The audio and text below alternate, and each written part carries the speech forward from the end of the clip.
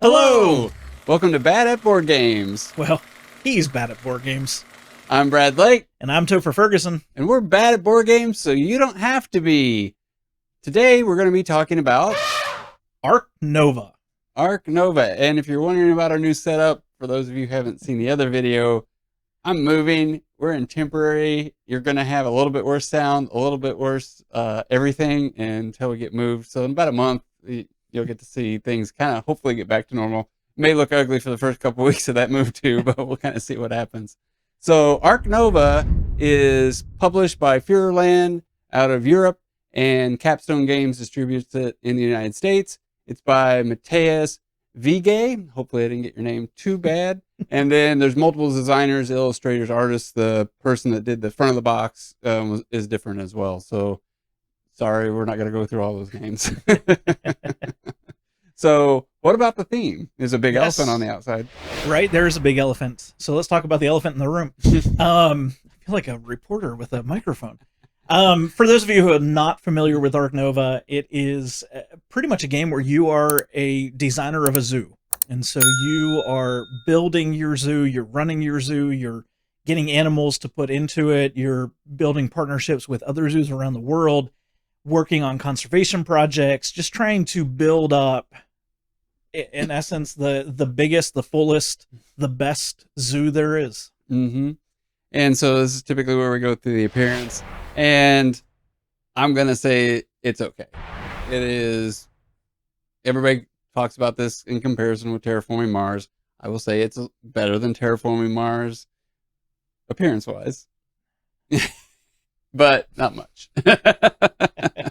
It is, it's very basic. The components, it's cheap. You've got, and I say that as best I can, but it's basic chits. It is very flimsy player boards.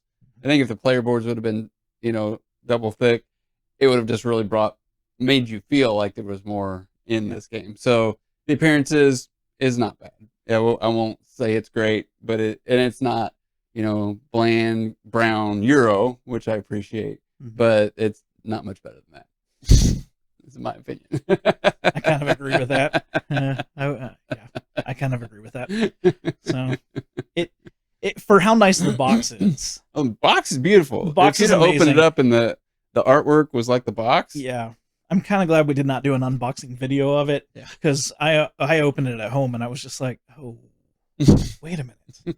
I mean, like, it could definitely be a little bit better. It does look nice. Mm-hmm. It looks nice on the table, but it could be better. It's average, below average-ish. Yeah. So what about your mechanics?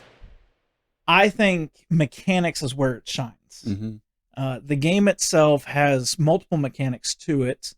It is, for one, polyomino. I think that's kind of off the top. That's what you see. You're building out your zoo, and your zoo has these enclosures that you're adding into it, and there are various shapes depending on how big that enclosure is. And that in itself is a little game that you are building out, and you have to be strategic with what you're buying, when you're buying them, when you're filling them, and what you're filling them with, and maybe when you can move animals. So the polyomino component of it is one portion. Mm-hmm. For me, that's not the most important. The cards themselves are really good at giving you multiple options and multiple ways to be able to build an engine, to be able to work towards end game. You are looking for various tags, trying to see how can you kind of chain your zoo together.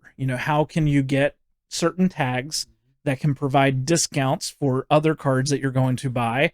How can you buy cards that are going to move you up on certain tracks for your victory points? I sound like I'm talking about Terraforming Mars right now.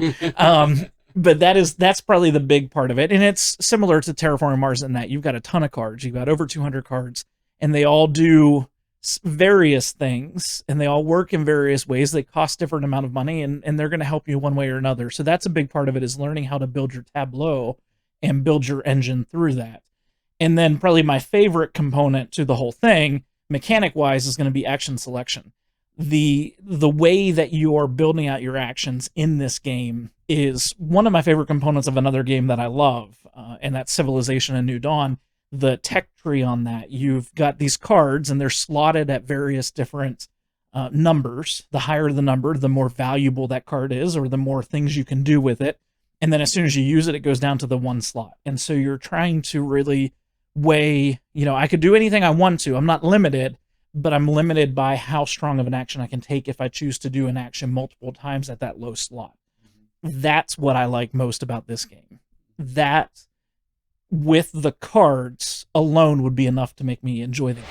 Polyomino side of it, it's fun. It doesn't do it for me as much. It's more like a mini game. Kind of, yeah. It's not the primary driver of the game, but it gives you another side thing to do while you're playing. So when we played this the very first time, you start out and you're trying to figure out like what's important in the game, and you pick a strategy and you just kind of go with it. At least that's how I go about it, just to see how is this going to work for me for the rest of the game. And I think the first game, what I had a hard time doing was moving the conservation track on the inside. So for those who haven't watched a bunch of videos on Ark Nova, you've got 2 tracks. When those 2 tracks cross, the game ends. So you're really trying to play this balance of the conservation points versus the appeal points. And I was pushing appeal points more and rounded the corner and came back around because I was having a hard time getting the conservation points. And then Toph had there's 3 or 4 cards that allow you in-game results for the conservation track, and he got them all in our very first game. But then he raced all the way around and got a ton of points. But I didn't get negatives. I know people have talked about getting negatives in this game, so I didn't get a negative. And then for me, the second game, I was screaming. I thought I was going to win that game, and we were playing a 3-player game of it. And then I ended up losing at the very end. It was just but I like that. I enjoy this. I enjoyed the game. So it was a fun, it came down to the end. We all had different strategies, which I liked. And it still was very close, I felt, all the way to the end, especially after, the first game wasn't. But no first game typically is. But as we were playing multiple times after that, having those close games, I appreciated it. Yeah. Yeah, I did enjoy the gameplay. I feel like I had a bit of an advantage. I had 2 advantages in the first game. I was the one that learned the game and taught it to you, so I had a bit of an understanding of the game. I also have played a lot of Terraforming Mars, and so the way that I approached this was very much how I approached Terraforming Mars.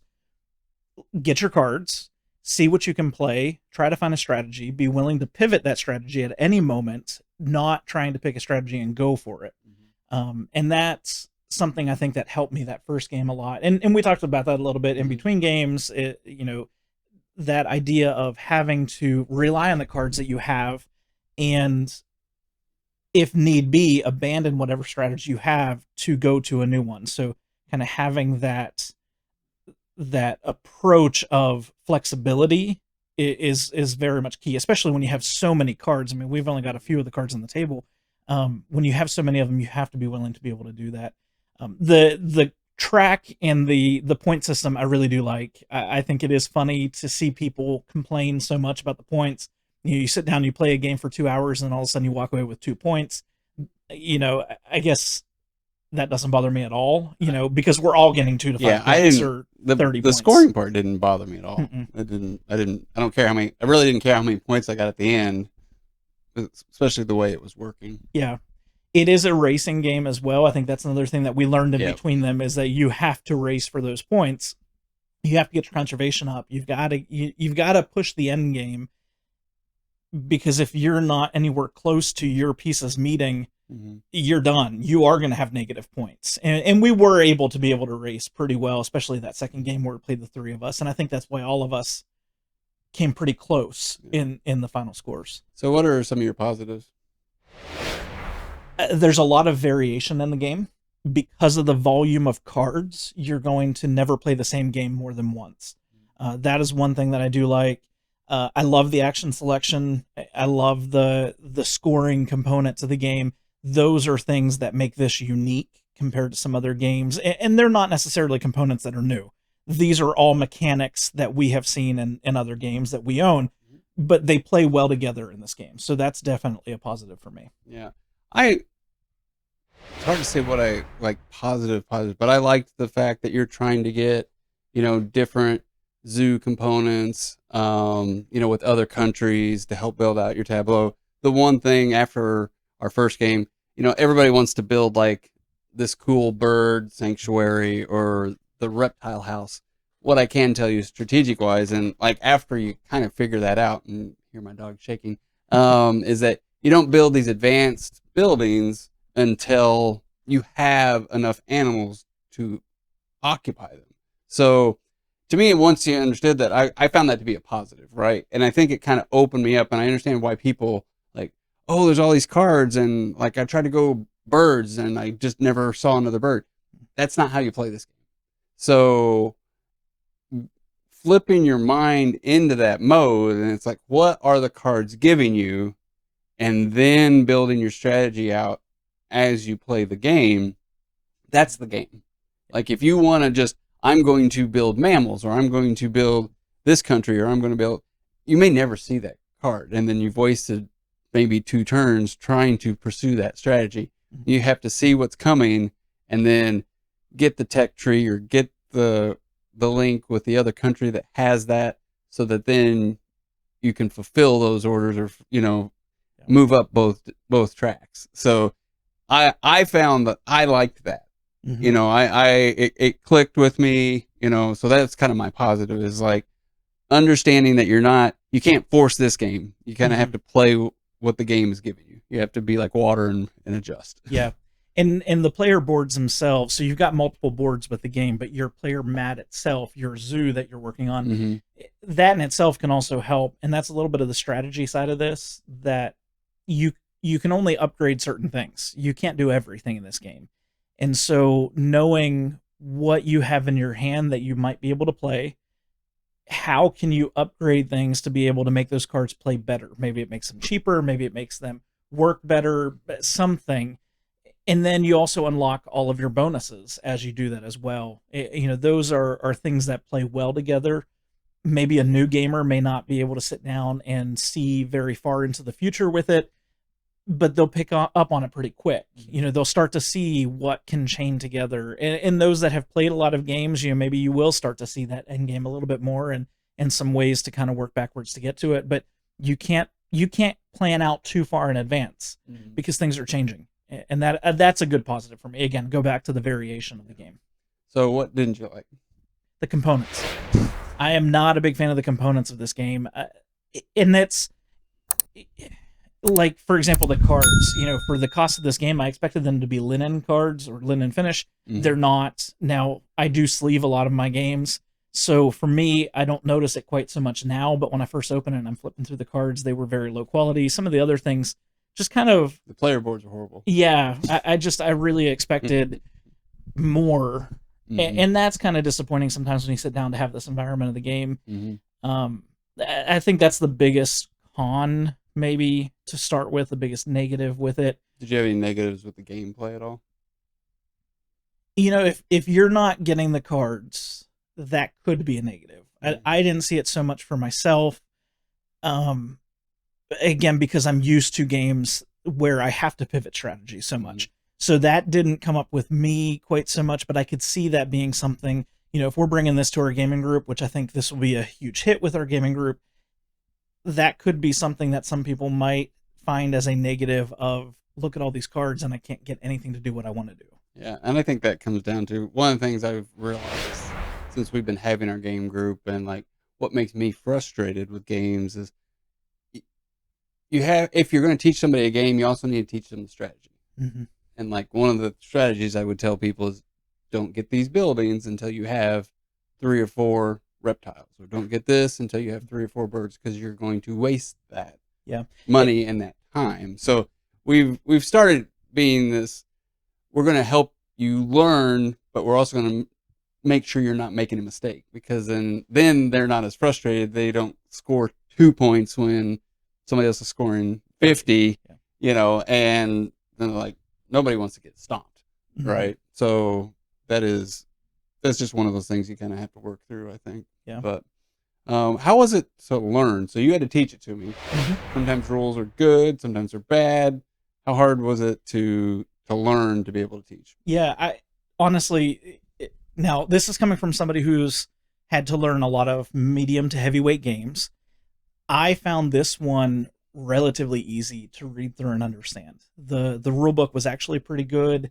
It walked me through pretty much what was going on. There were a couple things that were not answered well. At least maybe I missed them. Maybe they were fine in the book, but I missed them. That first game that we played, we went back to the rules quite a bit. Mm-hmm. But honestly, it wasn't that hard to pick up, to learn, to be able to come over. And within a week, I think I got it. And within a week, we were playing it.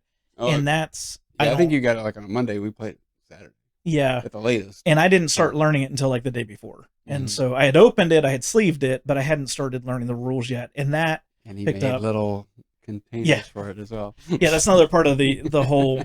It didn't come with good storage. So yeah, before we even played it, I sleeved the cards and I made my own storage for the box and the cards and everything. So yeah, I think it was good. I think... So if you're going to rate it from 1 to a 5, 1 being it's a horrible rule book and hard to learn, 5 being it's easy to learn, great rule book. Yeah. I'm going to put it right at the middle. I'm going to put it at a 2.5. If it was just me and you learning it, maybe it might be a little bit higher because we've played a lot of games. We can pick up on it a little bit more. If you are new to gaming and you're picking this up off the shelf, you're going to want to read through the rule book probably a couple times. So it might be a little bit more difficult. And that's just because of the volume of the game. The rule book has to be a little bit larger, but we're not talking about a Fantasy Flight rule book. So, that in itself is good. So I'm putting it at about 2.5 in terms of learning and teaching the game for the first time. Yeah, and then so game weight on BGG. I'm looking down here so I can get the number right. They've got this set at a 3.71. So a heavy is 5, not heavy. Maybe Uno is a 1. I'm not sure what's on the negative side. And Lacerdas and coin games and like food chain magnet and things like that are in the 4.5s. Above 4. Really difficult to learn, practice, a lot of moving parts. So I don't agree with that. So I'm not sure why it's rated as a 3.71. I mean, there's 2 tracks. You have to basically have 2 scores, and you're waiting till the scores cross. But I don't think that's difficult to manage. So I personally think this is like a 3 at best, because they rate Terraforming Mars at a 3.25. And I think this is easier than Terraforming Mars. I agree with that. I think this is easier than Terraforming Mars. So I think I don't know if a lot of people got this that aren't, maybe this is a little bit more advanced than what they were used to, because you see zoos and you're used to like games like parks and games, Isle of Cats, nature games, right? Mm-hmm. This is a Euro game. So if you're used to Euro games, I would still say this is a light Euro game, like a 3. And 3 is not like an easy game to learn, but it's not a 4. Like it's not. They've almost got this rated at a 4. So it's just my opinion. So if you play Euro games, I don't think this is much harder than Castles of Burgundy. Yeah, I'd agree with that. So and Castles of Burgundy isn't pushing a 4. Yeah. This is pushing a 4. There's a lot to this game. And maybe that's part of why they rated it high. There's a lot of things going on, but it's not a lot of difficult things. It's things that make sense. It's things that it's pretty straightforward. It's pretty easy to manage. So that's just my opinion, and I'm sticking to it. So, so you bought the game. Yeah. What is your value rating? So this is something new we've been doing. So we're starting to try to give you an idea of what we think. Like if you spend $100 and it's like the best, like going and seeing Avengers, your favorite Avengers movie or whatever your favorite movie is, and you're like, that was absolutely worth the money I spent, you're going to get a 5 in this rating. If it was like, I lost 2 hours of my life going and seeing that movie, that would be a 1. So, based on how much you spent on this and the experience we've had, kind of where and what you were expecting. I know you had a lot of high hopes for this game too, so that kind of like plays into it a bit. But what do you think what's our value rating? Yeah, Bad at Board Games value rating. My value rating is a 2. So let's talk about that. So for one, I had high expectations. And I've learned in my life and in my career to have low expectations, and they'll be met every time. But when people compared this game to my favorite game, Terraforming Mars, I had to go into this with it's got to be good. If people who I know absolutely adore that game are saying that this may be a Terraforming Mars killer, it has to be good. It's not a Terraforming Mars killer. Like I do now with you and we're gonna bring this to the table more than Terraforming Mars because you're not a big Terraforming Mars fan. But this is not something I'm ever going to pick up before Terraforming Mars. So that in itself is part of it. You know, for the cost here in the US, it's MSRP is I think $75. Not bad price for a board game. I've definitely paid a lot more for board games. I've paid a lot less for board games. When I got the box and I saw it, it's an amazing quality box. And then I opened the box and the components are not worth $75. You know, there's a lot of cards. There's a lot of printing. There's a lot of artwork. Those things cost money. I understand that. But the quality could have been a little bit higher. You know, dual layer player boards. That in itself, even if you're jacking the price up a little bit, to have dual layer player boards and a mat where you have to put cubes and you have to put pieces into it, that would have made the value higher. That's probably the biggest reason why I'm saying it's not, the value's not in it. It's a fun game. It's a great game. It really is.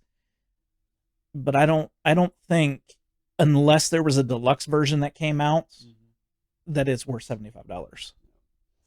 So my rating, which is probably everybody skip to this part just to see what we rate this game at, right? So I am going to bring this in.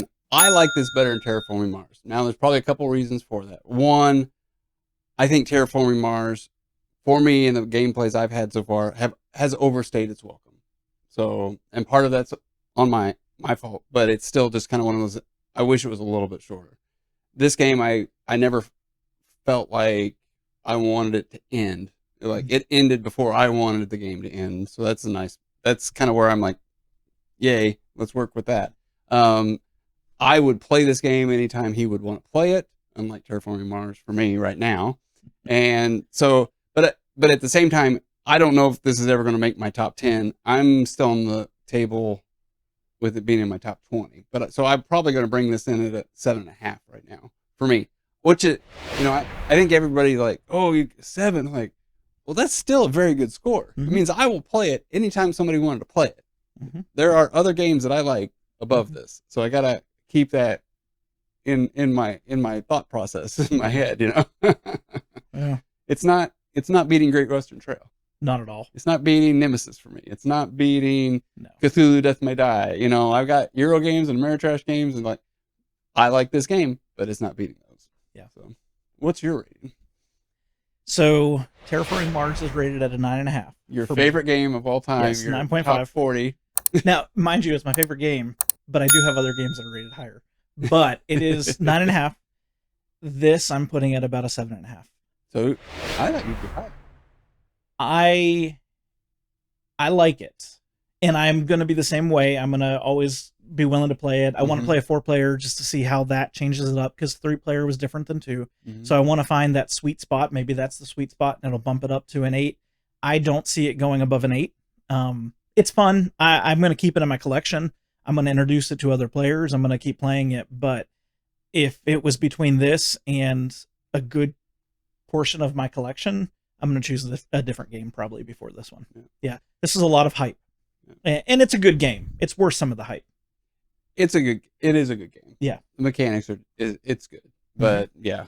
So 7.5, we're sticking to it. We're bad at board games. Maybe we're bad at ratings. So what did you think about it?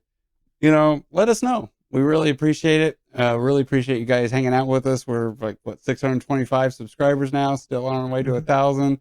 I know we got a little lull, trying to work our way back up for you guys and get through this whole move and selling the house. I have a lot less stress. I painted the inside of my house. That's been my game for the last week and a half. But I haven't seen Paint the House on the top BGG 100 list. That's not on my top 10. That's not at all in my top 10. Yeah, did you guys like it? Have you played this game? Are you in that boat of saying this is a Terraforming Mars killer? Let us know. I'll still be friends with you. No, we're all up to our own opinions, whether you like it or not. Let us know. Comment down below. Is there another game you prefer more than this? Was this all hype, or was it exactly what you, your family, your group needed? Thank you very much. Have a great day. Have a good week. Bye. See ya.